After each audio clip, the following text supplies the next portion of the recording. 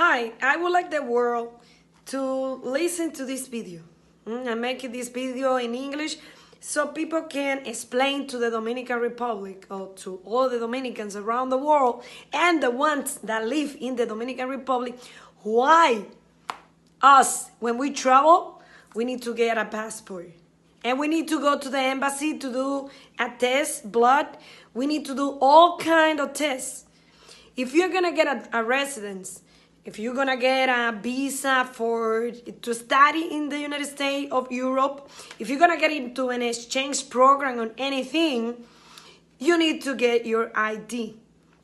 If you don't get your ID in order to go to those places, what's gonna happen is that you will not be able to enter.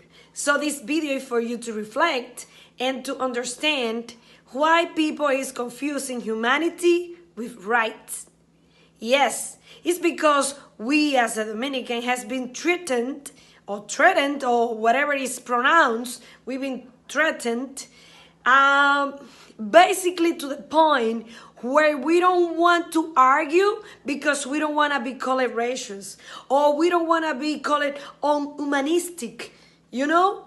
And it's because you as an international country, you have your rules.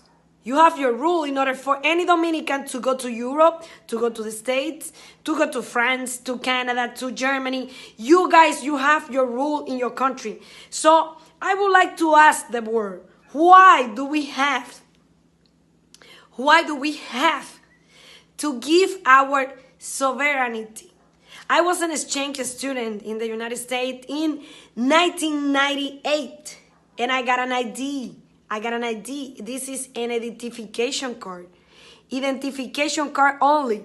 That means I was not gonna get a residence and I was not gonna get a citizen either because I was studying and I got into a program with the G1 visa and I had to come back. And in 2 years, I would not be able to travel because the program does not allow me to travel.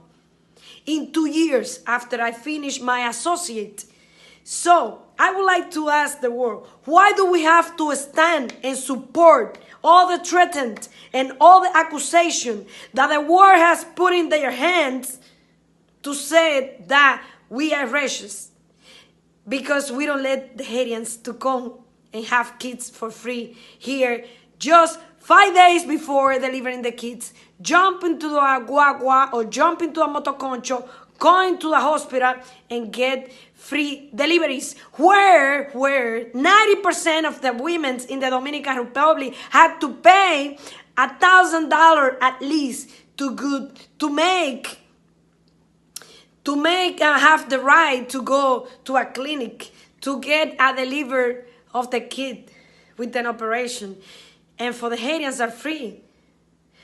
Most of the Dominican in the Dominican Republic does not have insurance to go to the hospital.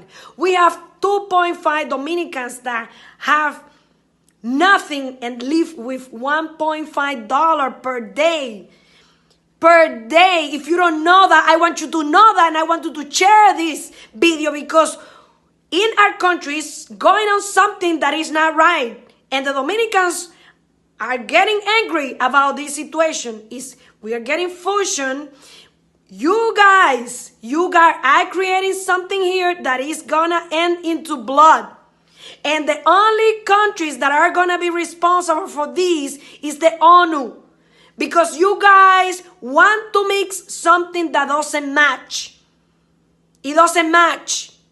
And you cannot ask all the Dominicans that are getting residence to go outside the Dominican Republic, going through the process of getting this, and these people come here and it violating the law and our constitution, and you want us to give them paper and they don't qualify for this, and they paying $2 to jump into this country, deliver a kid, and they want papers.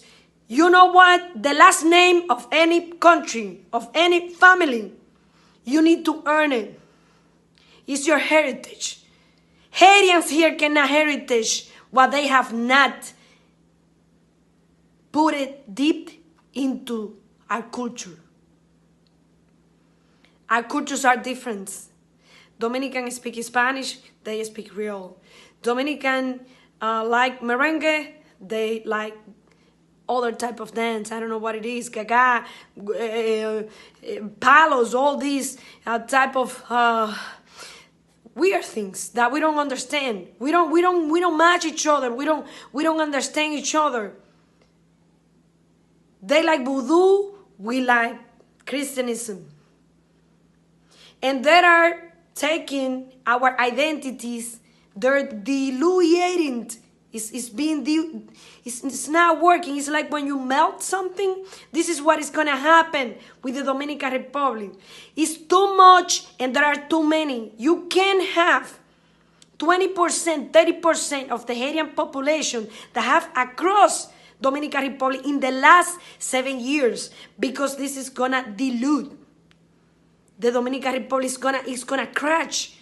The culture is going to crash. The merengues is going to crash. Because it's going to be organic. They're going to stay organic. And then they will become the exception of the rules. You can say, well, we have a lot in the United States. No, you don't. You are 350 million. Mexico is 120 million. So how many Dominicans are around the world? 3 million around the world, because we are 10 million. But we cannot handle 3 million, 5 million of Haitian when we are 10 millions of Dominican. Our culture is going to disappear in 10 years.